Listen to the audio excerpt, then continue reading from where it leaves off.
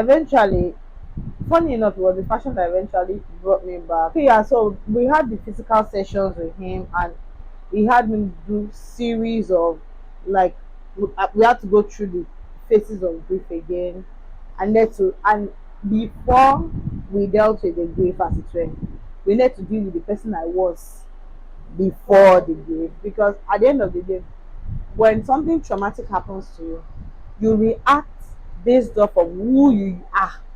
You understand? So imagine if you were I remember the session we had at big conference, the lady that was with me that lost her child, she reacted, she was a woman of faith, she reacted in faith and with the word and all of that, and she was able to put herself in a certain state of mind based on where I am coming from. Like, I didn't understand all of those dynamics. Yes, I was a Christian, I didn't have that father daughter relationship with God such that I'm able to be in that headspace with him. So for me, it didn't work that way. But when I did therapy, luckily he is a Christian, so he was able to walk me through the process of who I was, my relationship with God before it, such that when it happened, how did I react? Okay, this is not the reason why you reacted this way. Not that you know better, you would have reacted. You know what I'm saying? I was able to deal with it. Sometimes I wake up, I'm in denial. There was a particular day I woke up, I was just crying. I was just like, I was crying from morning till night. I was always crying. I was just crying. Okay, so when it happened, one of the things that I'm a me person, me and my person, right? I don't like going like to people's spaces and all of that. Like, even if I come to your place, you tell me sit down there. That's where I will stay. Gist with you, play with you when I'm going. I'm not the type that will come to your place and come and be scattering or so when people come around too, like I respect people's places. When you come, I want people to come to my you can come and be arranged everywhere for me. But when I go to people's place, I check. So when I go to a place, you know, being that I lost my husband, I need to leave the house. So I was living with my family and my sister. And you know how something I can't even remember what triggered it. Maybe the neighbor made noise in the morning and just woke me up in a farm, and the next thing I came to my mind, you know how the devil will say, if not for what happened, if not everybody around house now with somebody triggered. And it just started as a small thought, and it became, if not that he died, if not that he went out that day, if not that you did this, if not that you met, if not like you know that the train of conversation like, and was just feeling like a lot of, if it had not happened now, by now we would have done this, by now we're supposed to be here. After crying for the past, I will now cry for the future that did not happen. Like that day my eyes were swollen, and when I called my family, I was like, it's good, I should have cried it out. The next day we sat down, we wrote down the things. I guess it has really helped. Not that I'm able to talk about all of these things sometimes and not really tear up, or because I had gone through that process of, it doesn't mean I don't still tear up. Yes. Sometimes things happen that just sets me down and like, and because it was like, nobody gets married to lose their partner a year or 2 years after. The others are like, it didn't make sense. It was too sudden, it was too close. Like just a month or 2 months after our daughter's first birthday, we it didn't add up. So we went through that phase, and I can't. I told you I said that I didn't want to go back into it and all of that. I just wanted to do something totally different from the life I used to know. But by the time I got back, after I moved into my sister's room, I needed to get active again. So I stopped because by then I was depressed. I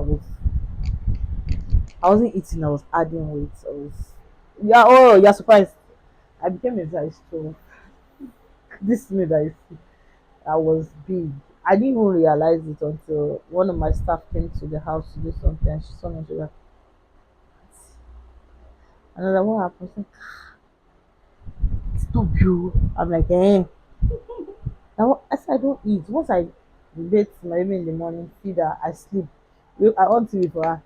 Sleep, wake up, give her food again. Sleep, wake up. I wasn't eating. I drink water a lot, and then Coke or something, but I wasn't eating. So I knew it was time for me to start moving around. So I started stepping out and all. And I, a couple of my friends that have always known me to do this kept reaching out, do this for us, do this for us. And by the time I came back, I didn't come back because I missed the job. I came back because I needed a distraction. So, when I read about the coping mechanisms people use, alcohol, womanizing, or I don't know what they call women, or menizing. Subtle prostitution. Yeah, or subtle prostitution, and then alcohol, drugs, work, and I knew that all the others were too expensive for me. The 90s The like that only one I could afford was and like, was readily available for me was work. So I dug into work, and I can assure you that I'm just trying to bring my head up. I've been work like I was working. You know how you work yourself. There was a time I had a machine here. I bought an industrial machine. I put it here. My girls will be working there. I had like 8 girls at a point. I'll be here working. I have people that can do the job I want to do. I will insist that I should be part of the process. In fact, that is one of the things that kept me stuck. Instead of me to deal with the trauma process, deal with it, I drove back into work as a coping mechanism. It had the good side. Execution was great. I was churning out things in 24 hours. They have a video shoot in 24 hours. I've done it. Like, and these were heavily beaded fabrics that needed delicate styles. I'll tell them, don't worry, I'm not going. I'll call my sister. I'm not coming home. Can you please handle Tiara? I got a help that was dealing with us. So she was assisting, but my sister was just supervising. There are days I spent 3 nights in this place. Like imagine sleeping in here. Like why am I sleeping here? I'll sleep on the table. I'll wake up, my leg like 3 or 4 times this side was swollen. But I don't want to go home because I didn't want any situation that will make me pause. Because and once just I pause, reflect. I reflect. I remember. So I don't want to. I didn't want anything that will make me like think. So I was doing things on autopilot. Work, cut, do this, cut. Like styles, design, fabric. I didn't want anything that would take me out of that space. But at some point, did your therapist have an issue with you using work as So in the beginning, he didn't mind because at least she you had were stepped stepped out. out? Unfortunately, by the time he mind, he had moved out of the country. There was little or nothing he could do about it. We talked about it. In fact, some of the sessions I was here, he was like, "You're still at work, 2 a.m." And I'll be like, if I go home now, I'll be thinking. If I go home now. And the thing is, I suffer a bit of insomnia. So it's been for as long as I can remember. So this period made it worse. Like I can if I tell you I don't want to sleep in 48 hours, this is how I will do my eye like I will not sleep. And so because once I close my eyes, I start thinking, I start so it was a lot, but work for me brought me out. I used it as a coping mechanism. I abused it. I abused it. I know I did that. Like it was good. People were seeing results out there, But they didn't but know they what didn't you know were why dealing what I was with. dealing with. I wish I had a social media person that was pushing out the content then and just put that, and they didn't involve me, so I don't have to even deal with the back end of or the front end of people seeing the job because I didn't even care so much for that. I was just pushing out things. You want something? There's a movie. You want fabric? You want outfit? Well, they say you will be there. I will do it, and I will not sleep. I will sit down. You're actually venturing well. Sometimes I was speaking to someone and someone was the person said something like, you better brace up, it will happen again. When the person said she should brace up, that it will still happen again, it was quite an insensitive statement, like it was uncalled for. But what's the meaning of it to still happen again? Like the things you know will happen. When it happen, don't you feel them? You still feel You them. still go through the process of accepting that you've lost that thing. Even let's even bring it home to non-living things. Do you understand? You've been keeping something where you're not supposed to keep it. You know somebody will take it. They take it. You want to go through the process of that. Yeah. How much more somebody you are interacting with, or something that has to do with life, like life. No, we have a culture of insensitivity here. I now don't know where to generalize it here amongst us. Even in families, you hear people say stuff like, ah, you should have gotten over it. As in, like, you should have gotten over it. Like, what exactly is the meaning of that? Imagine me being at a function, a family function, and one of the wives saw me. This was the first function after everything, like the first major function, and the whole family was gathered, and then she saw me, and something happened that triggered me, and then she was like, ah, kí ló tó ṣe ń ké, like, ó yẹ kó ti gbé kúrò lára o, ó yẹ kó ti gbé kúrò lọ́kàn náà. Like, there are some things that, thank God for home bringing, and then we also training ourselves, because I know that if I responded to her in the way I should have, no, that she because there are some things you just don't say. Yes. No matter how, see, there are some truths that are glaring like Yeah. this, but they should not it in your they Yeah. should not hear it from your mouth. I was listening to Apostle Joshua Selma this week, and he said something about that. Like, there are certain things that people go through in life. If you don't have any help to offer them, just stay, keep your distance away from them. That's the best thing you can. Because sometimes opening your mouth and trying to say one or two things in your own bit to encourage them hurts them more. Absolutely. And you might not see it that way because you've not been through what they are going through. So you just say it like it comes to your heart. But you think you are offering an advice, but it's actually unsolicited. And so we need to get to that point where we must understand that even our words can trigger pain. They actually trigger They pain. are trauma triggers. Like, people don't know, but I know people that said, don't create a ritual. It should be over it. How many years did it happen? For God's sake, when I see somebody that goes through an accident, I see somebody with that wound, it still happens. I almost relapsed this year after almost how many years of healing. But somebody had an accident, and it was someone I was familiar with at church, and the way I didn't even witness the Tell me, accident. right? Yes, Temi's case was I was here when they told me. I broke. You can ask them. I broke down, and for days I had it in my head for because days I because couldn't deal. it It was real. was me recollecting that this is Something something that happened. happened. Exactly. Like, I, for some reason, I couldn't explain to someone that this was how I was feeling, because they'll be like, "What's your own?" I think our own was maybe, but it was an accident. It was a sin. The minute it was described to me, I played out the way it happened pictorially in my head. You can I can imagine. actually create a picture of what happened, even though I was not there, just because I've had a similar situation. So I know what it feels like to be triggered by somebody else's experience. I'm not even gonna lie. Temi's case was a trigger for me. It was a trigger for me. I was I there for couldn't deal like with a it. week or two, I couldn't do and it. I didn't know that I was actually going through it. It was at some point I just started seeing the signs. I'm like, This is happening it's again. happening again. I started working on it. So, we have people that don't even know that they are triggered. They don't even, because they've not been through a therapeutic session. They've not had things to help them, because they just moved They're on with moving through life. life. Mm. And I I haven't been able to use photography as a therapeutic tool.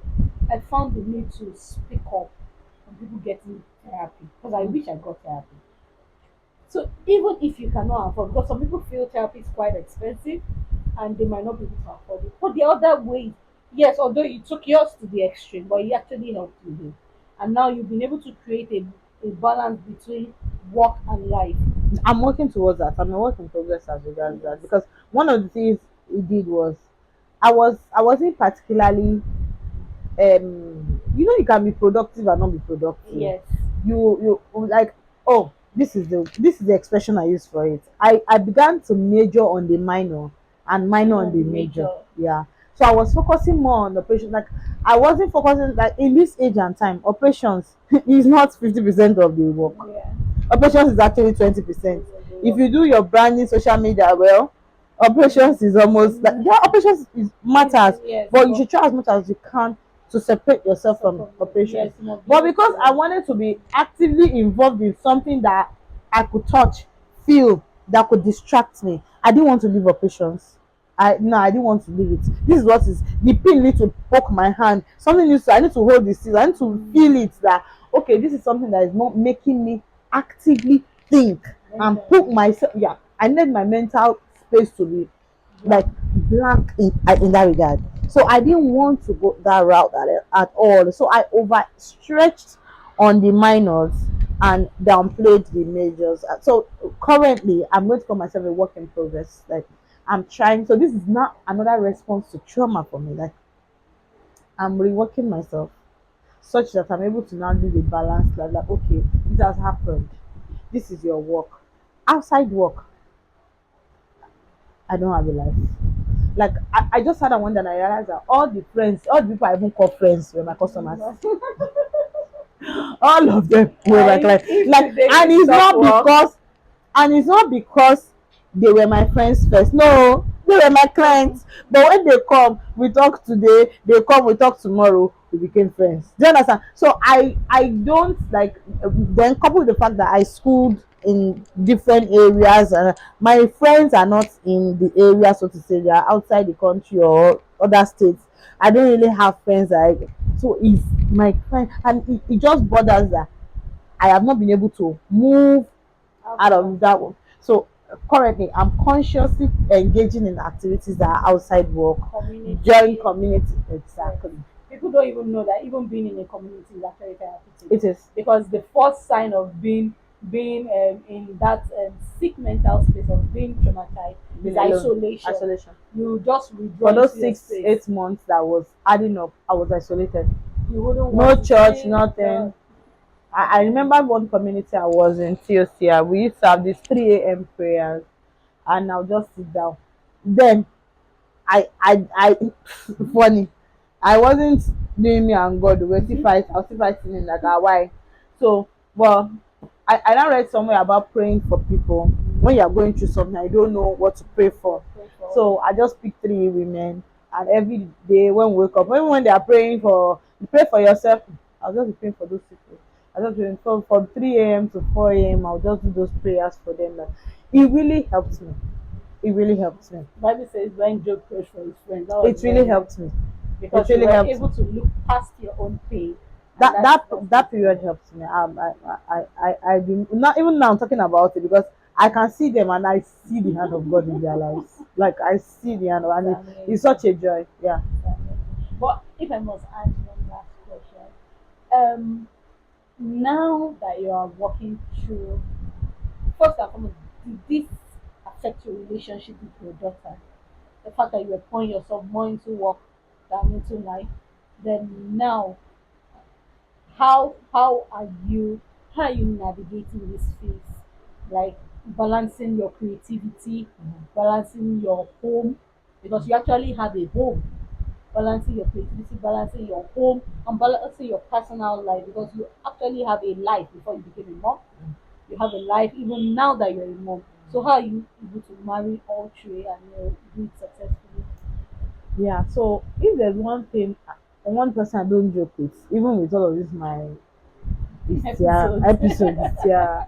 So at first I made sure before I started getting involved in work like that, I got a help that was capable, that was in the house. So it was because she was available that I could be doing all of those sleeping around. At the time when she left, I picked her Just over. sleeping in the store, not Yeah. sleeping around. No, not sleeping. Oh no, please. Not sleeping. I mean Because sleeping in the you need store, to make working yourself late, doing video shoots till 2 a.m. And yes, it's because I had a her help. at home. The moment she got out of the picture, I had to pick Sarah over work. So part time, I try because now I am conscious of the fact that instead of us being two is one.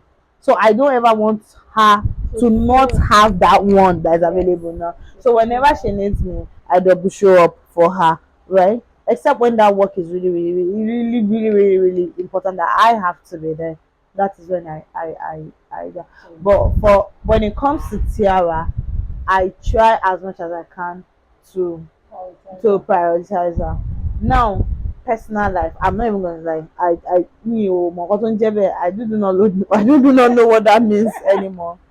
Yeah, and it's because like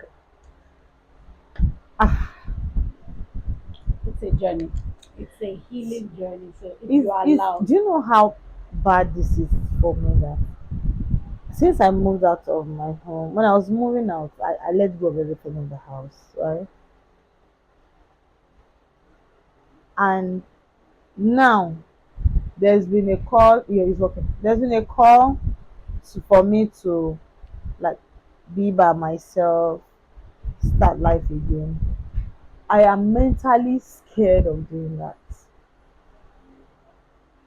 and I don't even know how I'm going to react because I don't even know how to be by myself anymore. And this it's was another something phase. I was avoiding, and that was why I wanted to leave earlier. But everybody was like, no, no, no, you have to be something because now I don't even know. I don't know. I don't.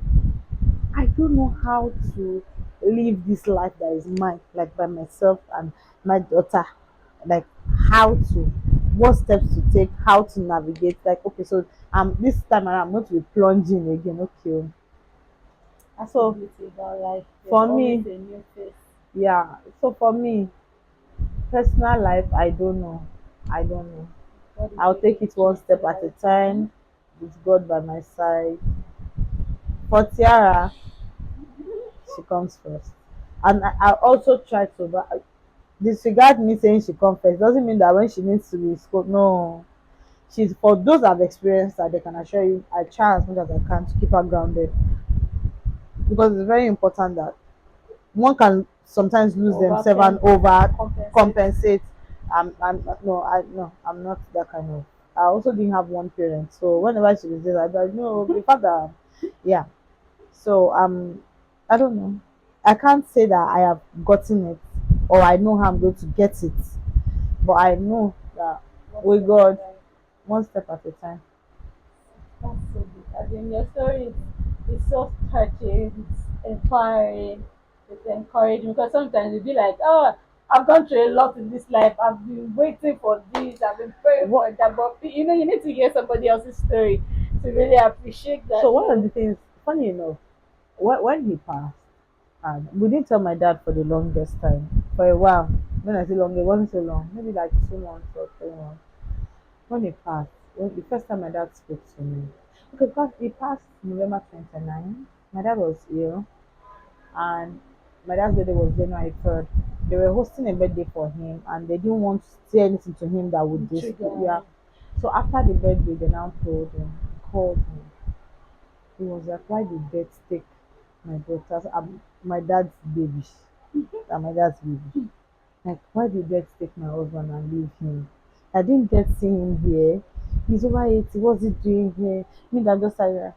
And I can bet you that those were one of the things that broke me. And everyone I know, I'm very close. I'm very, very close to my dad. And my dad is my G. It was all the parents I knew growing up. Happy Mother's Day was my dad I was giving gifts. You know, it was my G. So when after my husband passed, I was like, okay, my dad is here. At least I have a father. And then 8 months after he passed, and That would be a lot. nah, nah, nah, nah, nah, nah, nah, nah. I didn't show it on the outside because it was ill, and we had that process of dealing with Yeah. the issue, dealing with it, and managing it.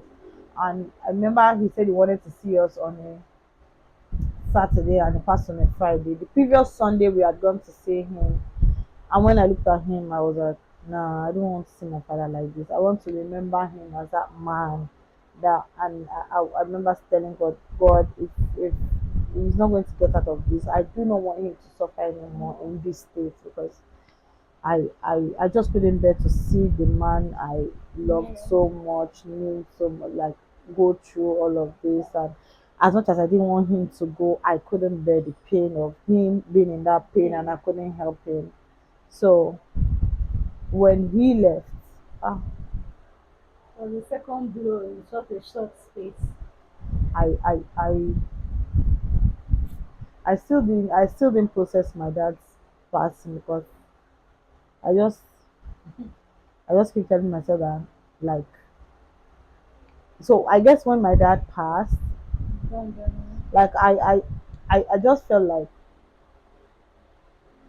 I still can't explain how I feel, like put it in What? words, like but I know that it's one of the lowest blows. Like That's great.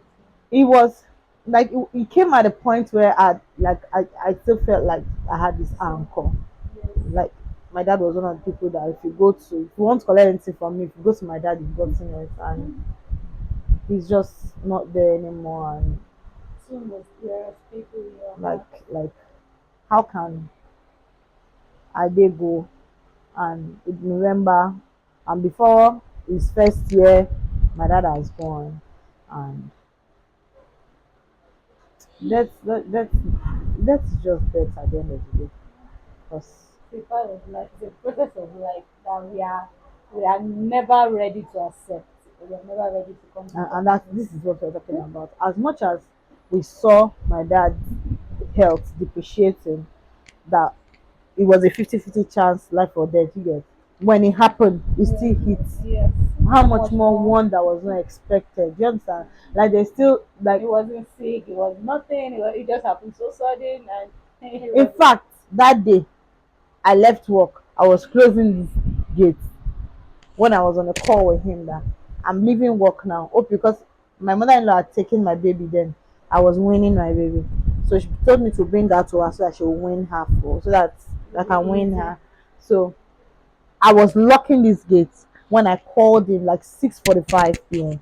Like I'm leaving the store now. Will you meet me up? Because I didn't drive that day. Will you meet me up so that you take me home or I should be going home?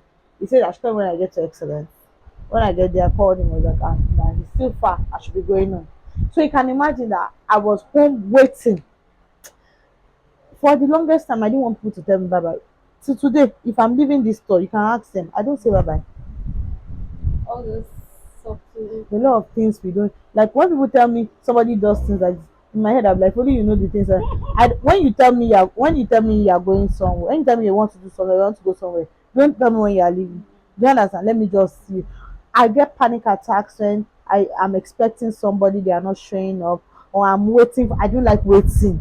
If you say you are coming 10, my head is check God, this person, where's this person? Yes, Like so it's these are all part of the trauma, all the grief that I'm still dealing with. A lot of people still don't even know this. They just see you wearing clothes because they see you wearing yellow. Now they yeah, think so all beautiful. You don't look like what you've been through. You they know, you don't know. said something, and I think I would like to end on that. But you said something during the ladies' conference. You said you watched or you listened to somebody, and you said you wanted to be that person. Although nobody praised for that, but you True. said you wanted to be somebody that people would look Yeah, at and that admire. lady said she said she didn't want to be, yeah, and that on it, I hated that. I hate that thing. People should see me and say, hey, yeah, but I don't like it. So I didn't want to be that widow to be seen and pitied. Pity. I wanted to be that when I show up, by the time I introduce myself, I say, ah, Are you are you sure? serious? And honestly, whenever I go to speak or talk to people, or they call me for, yeah, mostly speaking the engagement, when they call me and I introduce myself and I say, oh, I lost my husband when I was 20, they were like, That's you funny. mean you're married? I'm like, yes, I was married for less than 3 years and he died in an accident. I was like this. In my head, I'm like, How how am I else am I so? supposed to show up? I'm showing up like my father in heaven. Like, how else am I supposed to show up? That's beautiful. The fact that you've been able to turn the pain and find purpose in it, I've seen people grieve and they disappear. They I actually honestly don't can't. blame them. Until one has actually been through or listened deeply to somebody's story before you go, Koleto yen now. Because if you feel like that, then you should be able to move on by now. Hmm. We all assume that because we've not been there. But having to sit down with people that have actually been there or experienced it firsthand. I lost my cousin some years back. Until tomorrow, I still have his number stored on my phone. I still scroll through the chat because I just wish he would just reply the last message. And the most painful part was he chatted me on my birthday. But because I was out and bubbly, actually didn't respond the way I would, with the expectation that You meet up later. we'll meet up, we'll There's catch up. nothing Like, like later. so I'm very intentional, even though I still struggle with responding to calls and messages. But I'm very intentional that when people reach out to me, I make sure I try to reach out as much as I can. And the minute I miss it, the first once I stumble on that message, I go apologizing and make up for that time that I lost, because I know that nothing is promised. And so the time that we have is a gift. And I try to leverage on that gift as much as I can. And it's so beautiful sitting down with you. I really love seeing you create things. I've seen how you inspire people. People might not know that Exactly. your journey, your journey is one Mm. inspiring journey. And I look forward to seeing God enlarge you further than this. I Amen. look forward to God using you to establish a Amen. healing space for people, because it is in the journey of healing. I found healing just sitting down and talking to people. Mm. Sometimes we think, oh, going through life, once I deal with this, I deal with that. No, sometimes you have to, just like you said, when you said praying for people, True. sometimes you have to It actually really get helps. into people's space to heal. And it's been amazing. Thank you so much for your time. Welcome. I look Thank you. forward to coming back and having a different session actually, Yeah. where we actually go in depth about your Oh, creativity. definitely. And so Looking forward to that. I'm so grateful for this. I pray God continues to strengthen you. Amen. Pray God continues to inspire you. And I Amen. pray that this will be the last of what you Amen. would do. Amen. God bless you. Thank you Amen. so Thank you much. so much.